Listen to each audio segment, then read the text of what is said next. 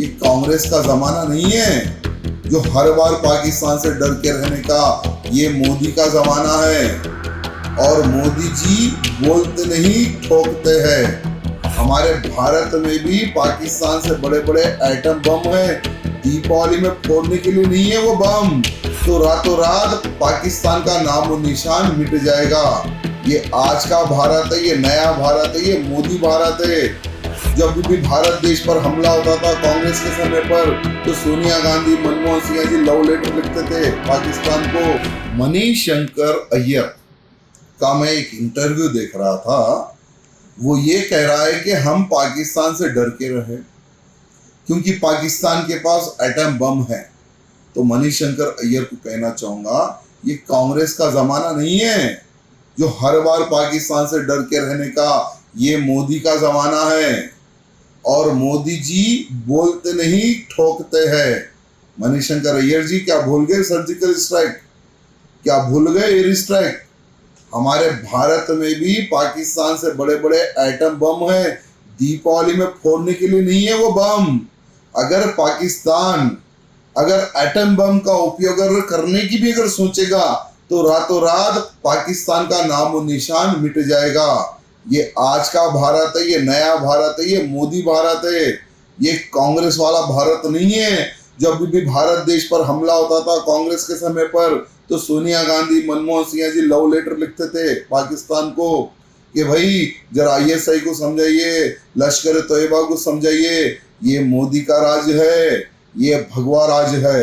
जो भी आतंकवादी देश अगर भारत के तरफ आंख उठाकर अगर देखेगा तो उसका नामो निशान मिटाने वाला आज का देश है, ये मोदी देश है। देखिए, ये कुछ नहीं है, ये परिवार के प्रॉक्सी प्राणियों का पाकिस्तान प्रायोजित प्रोग्राम है।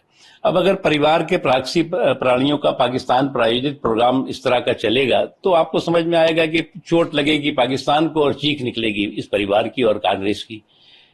तो ये तो इनका बहुत पुराना तरीका है। अगर आपको याद होगा कि चाहे बालाकोट रहा हो, चाहे और भी जो देश के सम्मान और स्वाभिमान से जुड़ी हुई घटनाएं थीं, और जिसमें कि पाकिस्तान का आतंकवाद और पाकिस्तान प्रायोजित आतंकवाद पूरी तरह से शिकस्त खाया था, पूरी तरह से ध्वस्त हुआ था, तो पाकिस्तान वहां से चीख मार रहा था और यहाँ पर जो है वो चिंता हो रही थी कुछ लोगों को जी। तो ये इसी का एक नतीजा है, इसी का एक उदाहरण है। और जी सर, कांग्रेस हमने अपने मैनिफेस्टो में ऑलरेडी लिख दिया है कि भारत की हर एक औरत को 1 लाख रुपए सालाना मिलेगा।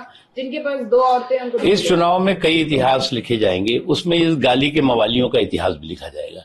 अब इन गाली के मवालियों का एक इतना बड़ा कंपटीशन चल रहा है कि कौन जो है वो गाली का सबसे बड़ा मवाली बने।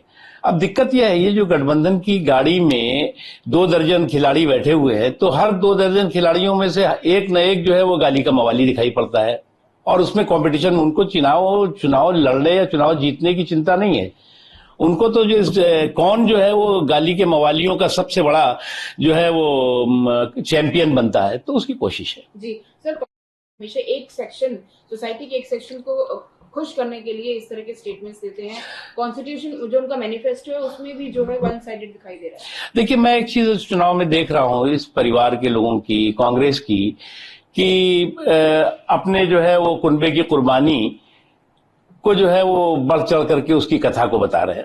अब कुनबे की कुर्बानी की जो कहानी है उसके पीछे मकसद, उनका मंशा क्या है कि अपने करप्शन को, कुशासन को के करतूतों को कैसे कवर कर सको। इसलिए जो है वो कुनबे की कुर्बानी की कथा सुनाई जा रही है। अरे भैया, बहुत देश ने सुन लिया इस तरह की कथाओं का। इस तरह की कथाओं के जरिए बहुत ज्यादा अपनी इमोशनल एक्सप्लॉयटेशन कर लिया। तो इसलिए जो है वो आज भी इन बात को एहसास, उनको अच्छी तरह से एहसास है कि आज उनकी जमीन पूरी तरह से बंजर है, लेकिन फिर भी अहंकार उनका पूरी तरह से 7वें आसमान पर है और वो अहंकार भी पूरी तरह से चकनाचूर हो जाएगा आपको